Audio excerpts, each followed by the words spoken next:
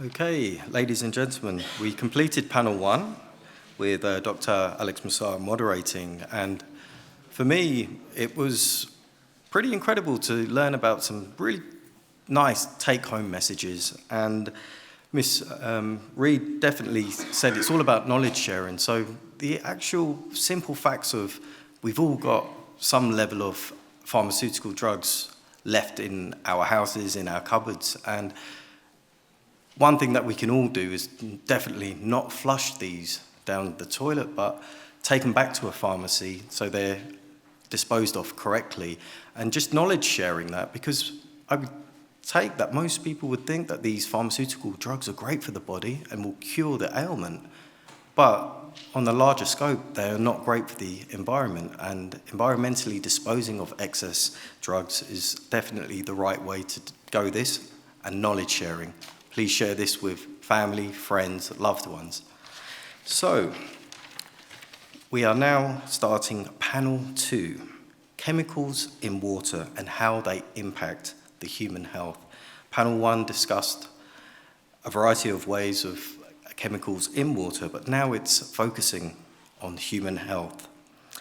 And I'd like to invite to the stage Mr. Gonzalo Meschengieser, CEO of Argentina's Chamber of Water from Argentina. Welcome. Thank you.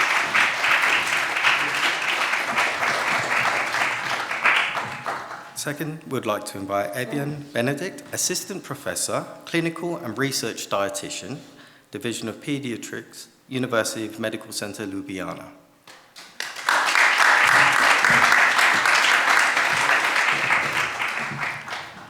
Third, we'd like to invite Damjana, Drobne, full Professor of Biotechnical Facility, University of Ljubljana, Slovenia.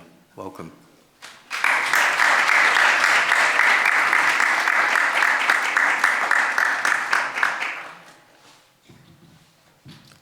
Mira, Pucarevič, full-time Professor, Dean and Faculty of Environmental Protection at Educons University, Serbia.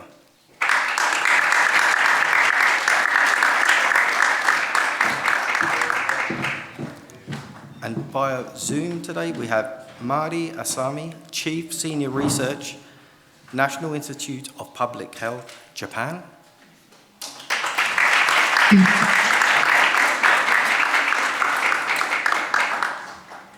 And we have Kayleen Kawula, the Californian Ocean Protection Council, and she has provided a recorded presentation for us to view. Thank you. And moderator, we would like to invite back Mr. Dr. Aleš Musar.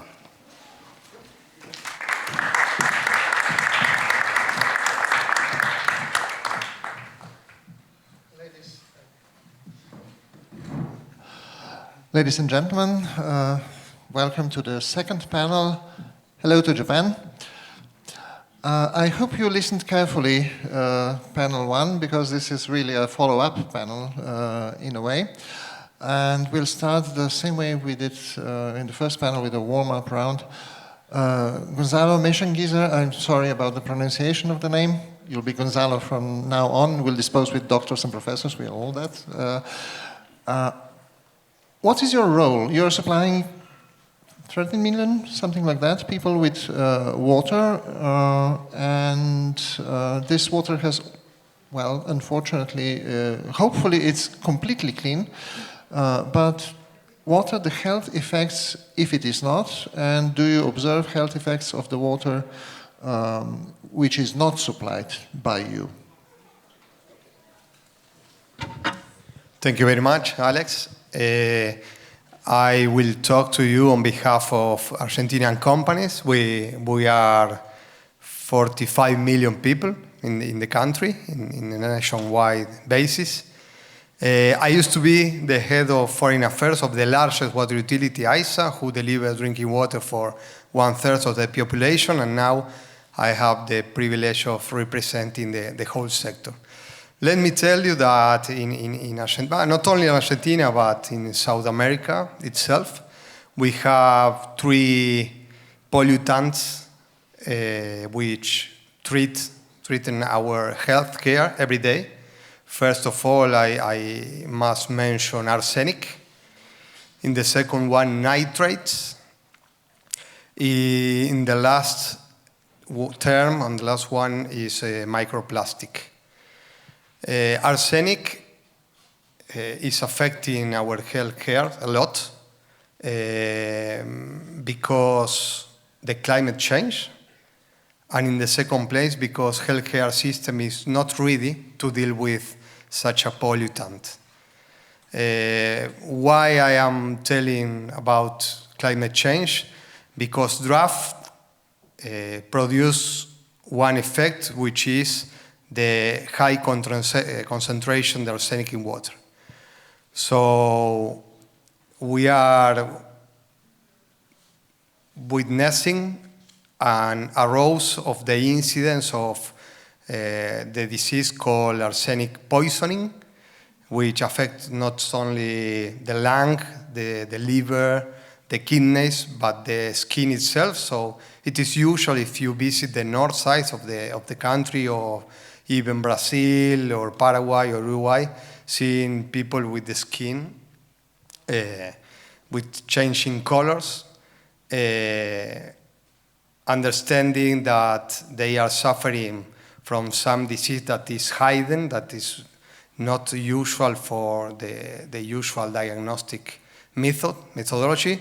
And due to that, we have to teach physicians, nurses, to be aware of these kind of pathologies.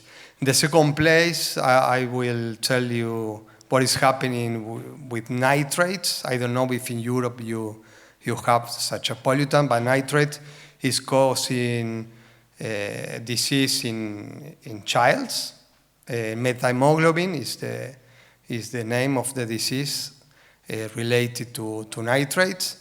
And due to that disease, during the last decade, infrastructure was built to try to remove this pollutant from water. So these are the usual, the prevalent pollutants in the region. And nowadays we are paying more and more attention in the emergent pollutants. Not only microplastic, but pesticide, fertilizers, as the speaker mentioned in the last panel. The use of glyphosate was sprayed in Argentina due to the growth of the soy crop, and we are aware about this topic because the economy is becoming more primary than before in the region. So we expect in the next year we will be able to develop industrial capacity to trying to replace the primary economy. So if I can give you an idea of what will happen with the region in the next decade regarding to emerging pollutants, this topic will be linked to the economy, evolution of the country, and the climate change. Thank you very much, and I hope I can help you understanding what is happening. Thank you. That's interesting, I would say, and some very dangerous sources of the pollutions, and there are certainly questions about how they come to water, but this is for the next round. Evgen, Benedik, we are meeting on all sorts of places. Why are you here today? Well, first of all, I would like to thank the organizers, Marco, for inviting me here. And I'm here today because I'm working as a clinical dietitian in pediatric hospital. So one of the very important questions from the parents' point of view is, of course, to provide, let's say, good quality food and water to their infants. And as was already mentioned, there are some diseases also connected with, let's say, some pollutions in the let's say in food or water. And of course, parents, they are reading this on the internet, they are searching for the informations, and they are full of them. And then we need to explain to them, what to drink, what to eat, to be more on the safe side. And of course, parents who have the autism spectrum disorder children, they are especially careful about what they are eating, their children, what they are eating. And they're also sending multiple biological samples in different kind of laboratories to check those heavy metals, to check those hormone disruptors. And then they are coming back asking it, you know, I have found this and this in the blood samples of my child or in hair sample. Where it come from? And then we are trying to discuss this kind of problematic field. But on the other side, I'm also working at a biotechnical faculty where I'm teaching mainly students in nutrition what they need to be careful and how those pollutions are influencing on our health. And from this food technology side of view, how to avoid those kind of pollutions in the food as itself. So that's my actually work and mission today. Thank you. We'll come to a bit more specific questions, which disease and which pollutant are related. But we'll go to Damjana Drobne from the faculty where you are also active, Evgen. So Biotechnical faculty of the University of Ljubljana. And we had so many questions about microplastics already. Do you have the answers? Well, I think I do have answers. I have also some other questions. I have some suggestions, proposals, and so on, and this is also my mission today. I'm also coming from biotechnical faculty. We are working on materials, nano, advanced, and all sorts of materials and biological interaction for many, many years. And now we are partner in one of 5 European projects dealing explicitly with the fate and effects of nano and microplastics on human health. So I hope I could address a couple of questions related to the human health. Thanks. Oh, this is it. You're just announcing that we will address them. Well, okay. I'll ask later, no problem. Yeah, definitely. Mira Pucarevič, in Serbia, there is at least as prevalent problem with the pesticides in water as in Slovenia and elsewhere where we have intensive agriculture. And you are tracing, if I understand correctly, how those pesticides go from, well, the field to the body and what they do in the body. What do they do in the body? Who knows? Everything and nothing. That depends of type of pesticide, on exposure, or concentration, or gender, of how person is old, and so on. Pesticides are very, very long with us, you know, and pesticides will stay with us. And there is one movement in Europe, you know, for this Green Deal for Europe, that in that Green Deal plan is that pesticides must be replaced till 2050. And by 2030, cut on a half in quantities.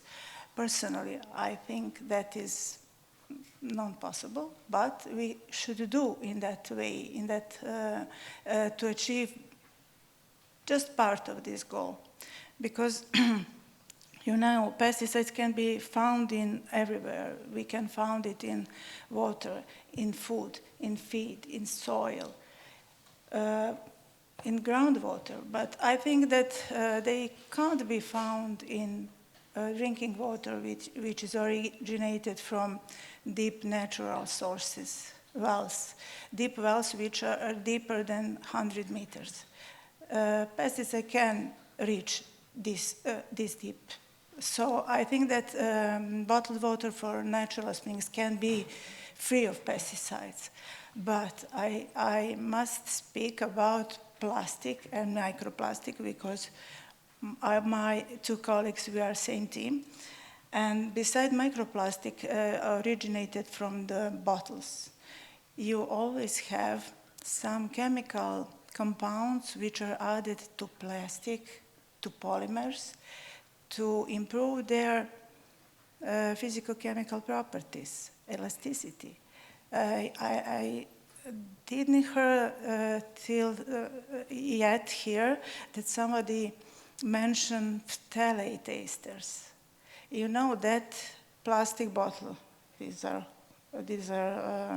glass. In plastic bottles are basically PET, polyethylene terephthalate. And phthalate esters are known pollutants. They are on list on priority pollutants, phthalate esters. They are added to plastics. They are migrate from plastic bottles, from plastic caps, from plastic seals. In this glass bottle, you have plastic seal. And phthalates can migrate.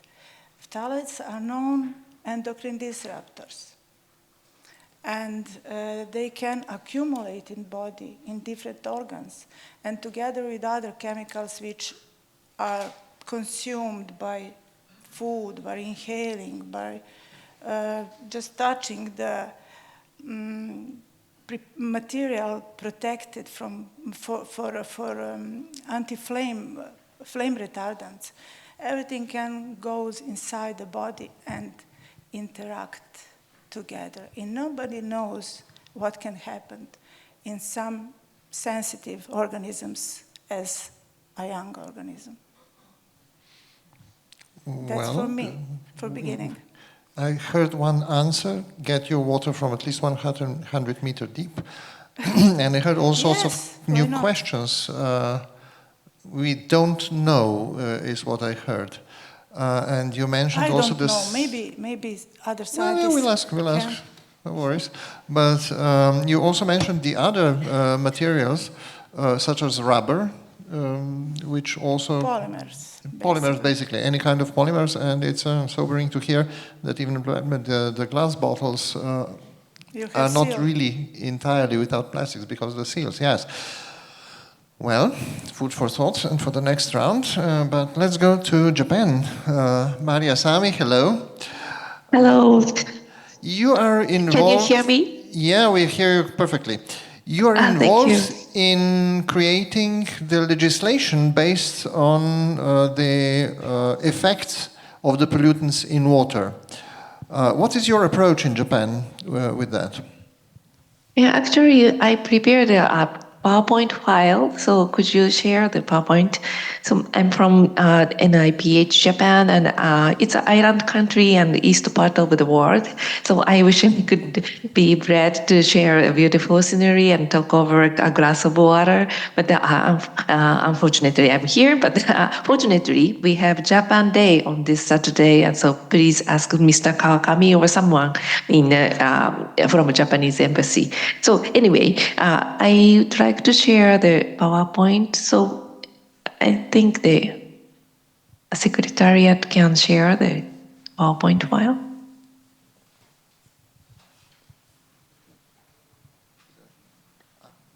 Oh, thank you. So first one is introduction and Dan Japonske on this Saturday. So next one, please.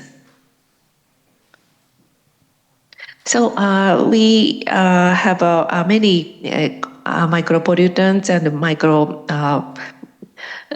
biological things in water. So each time we made a crisis communication, a consensus communication, and care communication based on the risk assessment. So we have an independent risk assessment council which advises us setting standards. So the source water protection is very important, and I would like to emphasize that the source water protection and water treatment, best available technology, and safe water distribution is very important by the water safety plans. So it is a new topic that emerging contaminants coming on and on and on, but we do risk assessment and risk management each time. So that is our approach. So thank you very much for short time. Right. Thank you. I see some very interesting connecting points. There are nitrates in Japan as one of the causes of diseases, and you were mentioning nitrates, Gonzalo.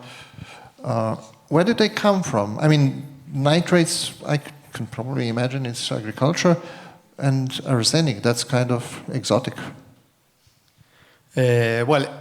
Arsenic, in fact, comes from nature in our region, okay?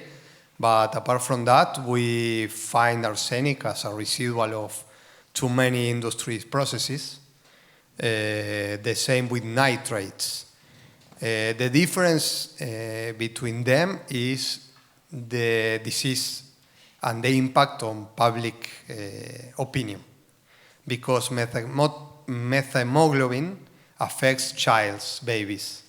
So one case is reflected in media immediately. So one baby who passed away due to methemoglobin is a scandal for public officials, for the president itself. So the awareness is growing a lot regarding this last topic.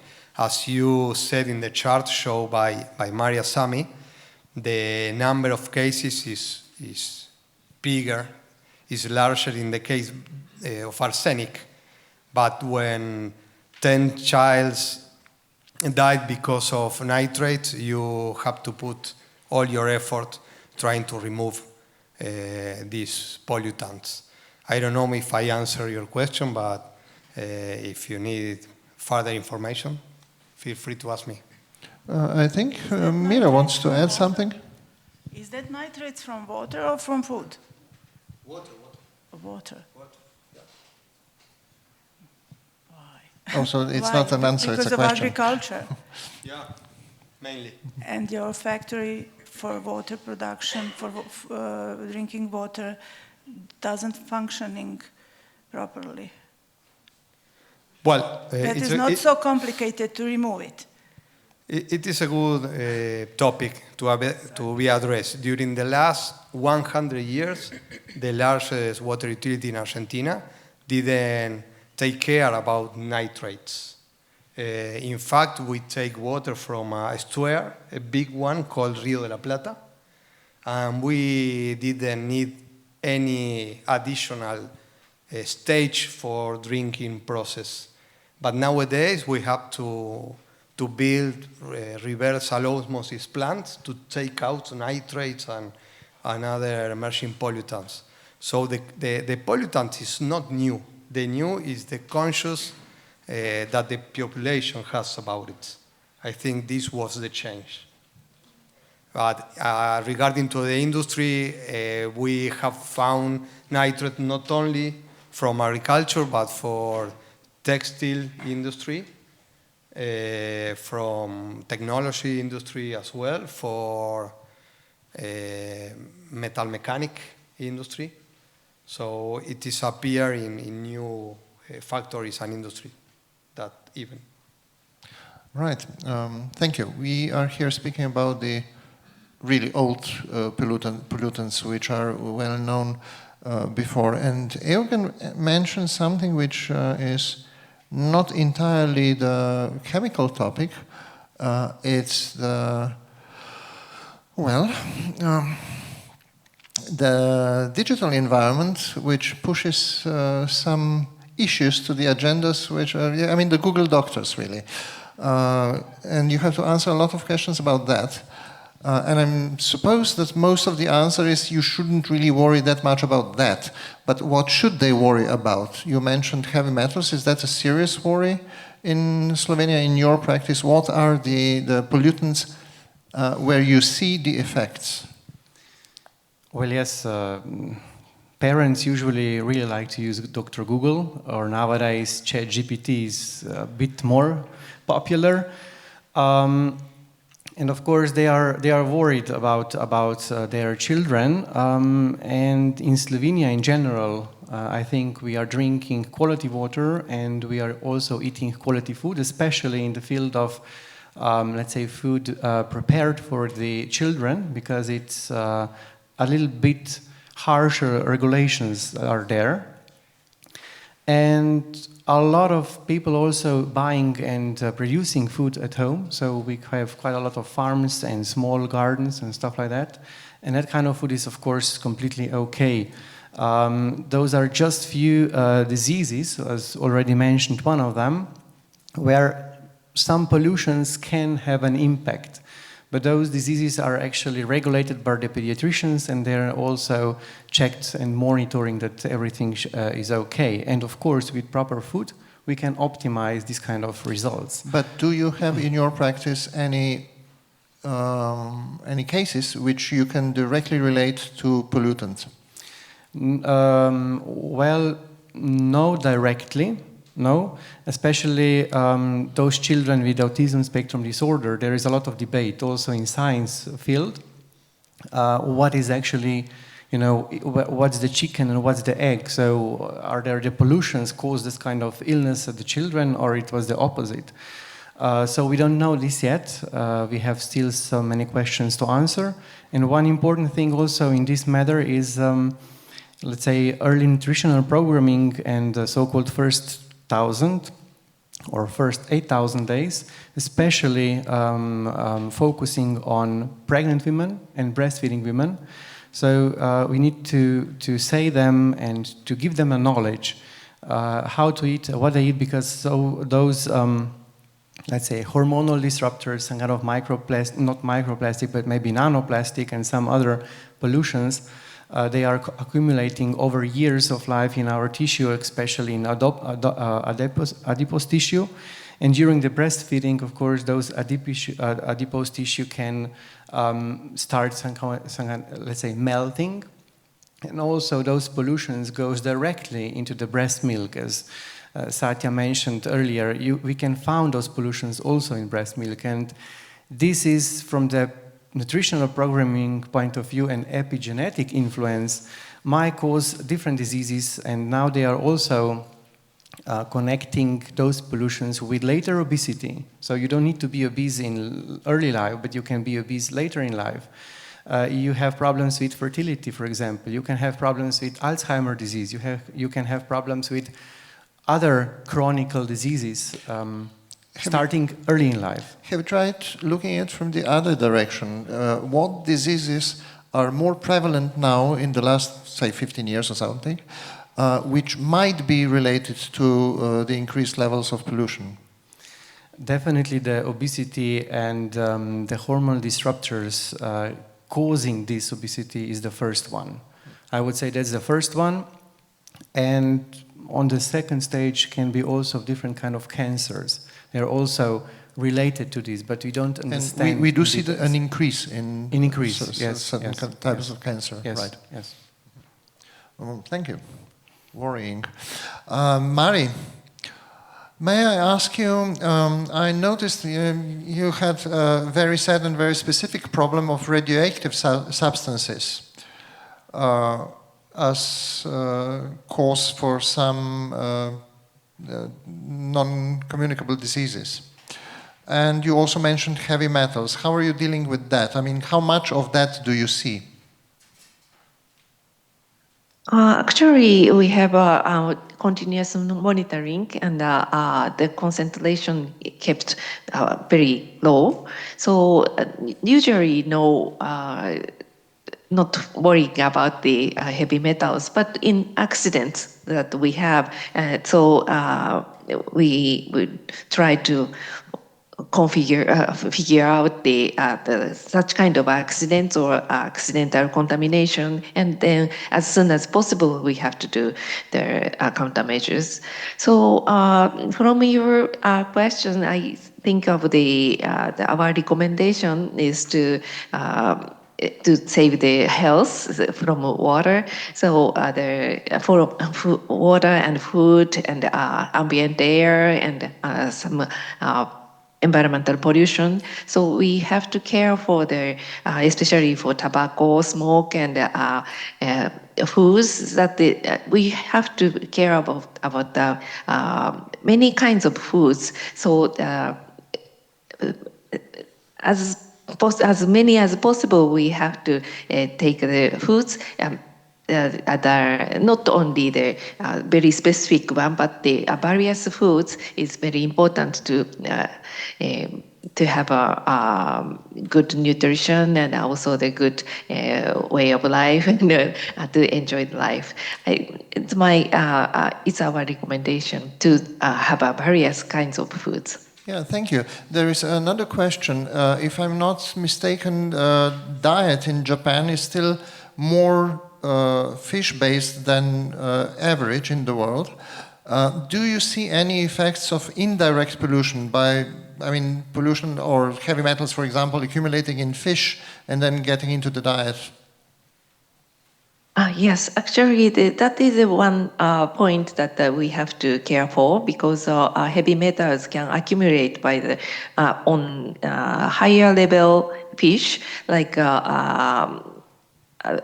tunas or salmons or big fish. So pregnant woman is recommended not to eat tuna fish more than once a week or something like that.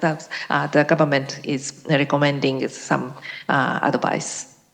Great. Actually, this is a very specific recommendation, so very useful. Mira, you mentioned phthalates in plastics and all other additives. I know that they were trying to make better plastics plastics which are preserving food better by making multi-layer, so not just PET, but multi-layer plastics with all sorts of additives. And that would be probably the kind of regular chemical pollution. We are not speaking in that case about microplastics, but the chemicals themselves. Do you see any practical effects on the health already out of that? Me personally. I mean, in your research or with your colleagues? In research there is not such evidences, but I expect that scientists will do some studies about it. And I will add some comment on our colleague from Japan, because I'm from Faculty of Environmental Protection, and we are know many useful things about pollution and using entering pollutants.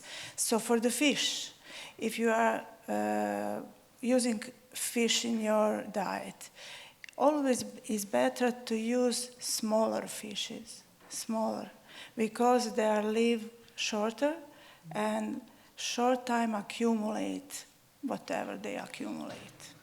Smaller fishes. Tuna fish are big fishes and live long and bioaccumulate mercury, PCBs, and I don't know whatever. Every organic chemicals which are liposoluble, fat soluble, can be found in the fishes. I know some cases of people who eating fish for many months, for breakfast, for lunch, for dinner, they get ill.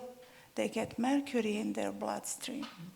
So that is good advice, I think. But I would like to tell one story about atrazine in Serbia, because I have my PhD in atrazine. And by accident, just in time when I do my PhD in 2003, there is one accident in water supply system of one big city in Serbia, because atrazine entered in a water factory in Makiš. Makiš is water factory near the Sava River. And everybody in this big city drink atrazine for a few days or maybe 1 week. And director of Institute for Health bring to me this water, because nobody knows surely is that atrazine. Because I'm expert for that, I found that they in this big city, they drank 2 micrograms per liter atrazine 1 week. You know that is MRL, maximum allowed level of one pesticide in drinking water is 0.1 micrograms per liter. And consequences are unknown because that was put under the carpet and shuts about this. But I think that 20 years after that we can analyze, is there some consequences? And there is more. Because atrazine is now banned, as my colleague said before, 20 years ago or something like that in the EU and also in Serbia, but atrazine isn't banned in USA. And do you know why? Because chemical factories put their profit on the first place. Atrazine is very good and powerful herbicide for corn protection. And in Iowa, in Corn Belt in America, they produce corn in huge quantities. And they have atrazine in groundwater in concentration which are about 3 micrograms per liter every day. They bring up their maximum allowed level on 3 micrograms because damage is done. Nothing can be, I don't know what is the technological procedure for lowering this big concentration. Because these are waters of first aquifer, 10-15 meters. They are connected with surface waters. And I believe that in every lake and in every river in USA, they have atrazine. Thank you. This is very interesting, but we should actually be able to get the long-term effects. I mean, it happened, so you should know, or at least the public health institutions should know what were the changes. But there's another question you raised, and it will be just a brief question for Evgen. Accumulation over a long time. It was about eating fish, but let me get back to breastfeeding. Is there a difference if a mother is young, let's say 20 years old, or a mother is 40 years old, which means accumulating in her adipose tissue pollutants for a longer time? Did you detect that at any time? Yeah, that's a big difference, but we need to mention that even if the woman is a little bit older, that doesn't necessarily mean that all those, let's say, heavy metals and other things will go to her milk. This happens usually based on the literature when, let's say, pregnant women delivered a baby, and after 2-3 months she wanted to be on the beach somewhere with a nice body, and then she starts losing weight very fast, which happens during the breastfeeding, let's say, really, really fast. If you want to do something, the women who breastfed, they know the best how fast they can lose the weight. And if they still breastfeeding their baby because she wanted to do something good for him or her, then also her body starts melting the adipose tissue, because the mother milk is also very rich or quite rich in calories, coming also from fat. So we have recommendations. Lose weight, but not while you are breastfeeding. Exactly. Right. And now for the bad news. Damjana, tell us, what does microplastics do in our bodies? Oh, well, I'm coming actually from the molecular part of the research of physiology of this. Answering to these questions, what micro and nanoplastic do, the answer is nothing, because the nano microplastic is passing through the body the same as all other particles that are inert. The other problems with nano and microplastics is that they are having some additives, as was mentioned before, so this is one huge problem, although a good part is that these are usually in a very low amounts.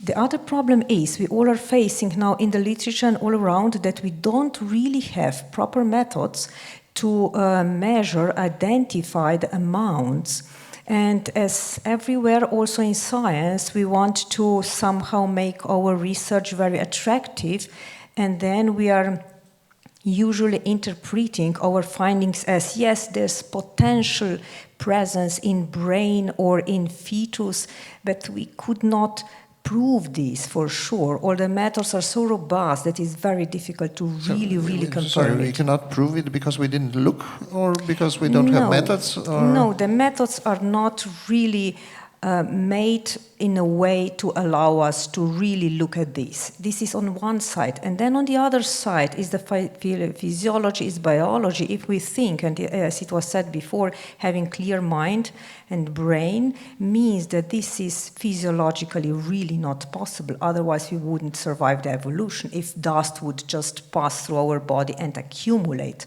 So therefore, my answer to your question was no, but there's a but. Right, so it's not that bad. Fine. Let's go to the Pacific.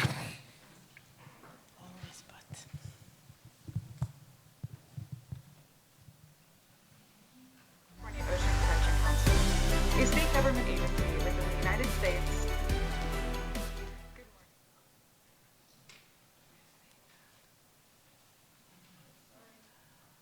Good morning.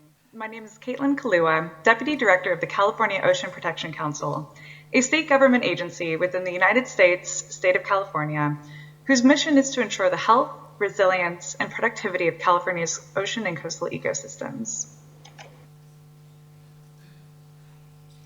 As we're well aware, plastic pollution is pervasive, persistent, and only anticipated to grow as plastic production increases, with significant impacts to marine life and marine ecosystems. Public concern regarding microplastics pollution led to the enactment of two state bills in 2018. That is Senate Bill 1263, which directed the Ocean Protection Council to develop and adopt a statewide microplastic strategy, and Senate Bill 1422, which required the testing and reporting of microplastics in drinking water. My comments this morning are focused on Senate Bill 1263, the development of the statewide microplastic strategy. Foundational to the strategy and current actions in California is the research completed in the San Francisco Bay, which found among the highest levels of microplastics measured anywhere to date. The study found stormwater to be a primary way by which microplastics entered the bay, with wastewater also a known yet smaller contributor of microplastic pollution into marine waters. The study also found tires and roadwear to be predominant sources of microplastics, and additionally identified a range of plastic sources, including cellulose acetate fibers from cigarette filters or cigarette butts, and synthetic fibers from textiles and bay sediment. The statewide microplastic strategy was finalized in 2022 and outlines a two-track approach to reduce plastic pollution, while simultaneously advancing microplastics research that centers on monitoring to understand and inform future actions to prevent microplastic pollution from reaching California's marine environment.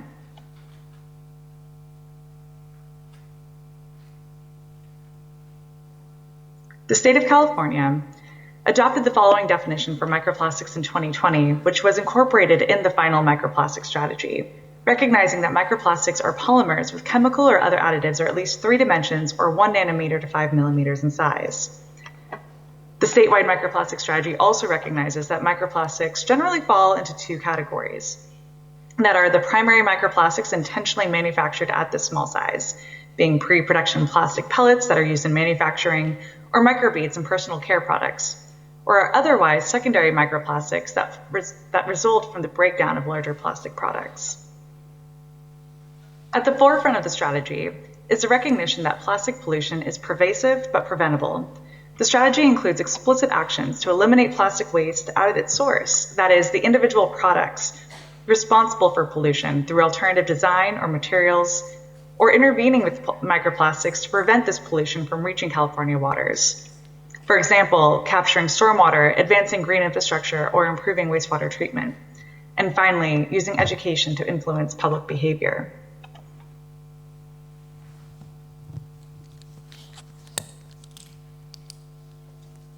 The second track centers on research to advance monitoring of microplastics. This includes standardized methods for microplastic analysis and the collection of field samples, initiating a pilot program to establish baseline occurrence data, and investigating the sources and pathways of which microplastics enter California waters, as well as updating and applying a risk assessment framework, and finally identifying and recommending new source reduction or management strategies. Since the adoption of the statewide microplastic strategy, California adopted Senate Bill 54, the Plastic Pollution Prevention and Packaging Producer Responsibility Act, the most comprehensive plastic source reduction and extended producer responsibility law in California. This bill requires single-use plastic packaging in foodware be reduced and requires 65% of single-use plastics to physically be recycled, as well as requiring all single-use packaging in foodware be recyclable or compostable by 2032. The bill also requires producers to pay into a state fund for the cleanup of communities and the restoration of ecosystems that are affected by plastic pollution. Overall, the statewide microplastic strategy has informed state investments to address plastic pollution and improve monitoring of microplastics. In the coming year, the Ocean Protection Council will host sector-specific workshops to identify alternative products, sourcing, design, as well as overall plastic reduction strategies that can be voluntarily taken up by targeted industries to reduce plastic pollution. This includes agriculture, fishing, vehicle tires, textiles, and single-use plastic products. The state of California has also invested in standardized field sample collection methods with fish and shellfish, as well as sediment that are complete, and ambient water and stormwater, which are ongoing. And finally, the state is investing in the development of a statewide plastics monitoring plan and pilot to track both large plastic and microplastic debris in California to learn whether efforts to reduce plastic pollution are successful. Thank you. Please do not hesitate to reach me with any questions. My email is provided on this slide. Right. So we got additional information about the plastics and microplastics from California, which nicely correspond to what we are hearing today. If we want to get rid of them, well, it would be difficult, but if we want to reduce them, then we have to reduce them at source and continue the investigation on how they behave in the environment. There are all sorts of topics we have not been able to touch yet about the hormonal disruptors, about the pharmaceuticals in water, about the interaction of combination of various pollutants, but I suspect that the answer would be that we know they do something, but we are not quite sure what. So let's go back and research that and reconvene in a year. Thank you very much, Mari in Japan. Thank you, Gonzalo, Evgen, Mira, and Damjana for this panel. Thank you. And I think I can tell that we reconvene here at 2. Is that correct? Yes. Ladies and gentlemen, we're going to break for lunch. If you could immediately go to the front of the hotel, we do have a train waiting for you. Yes, a train. So we'll be going for lunch and we'll be leaving lunch at 1:40 sharp to return here for the rest of the panels. Please make sure you do have your food coupon. No coupon, no food.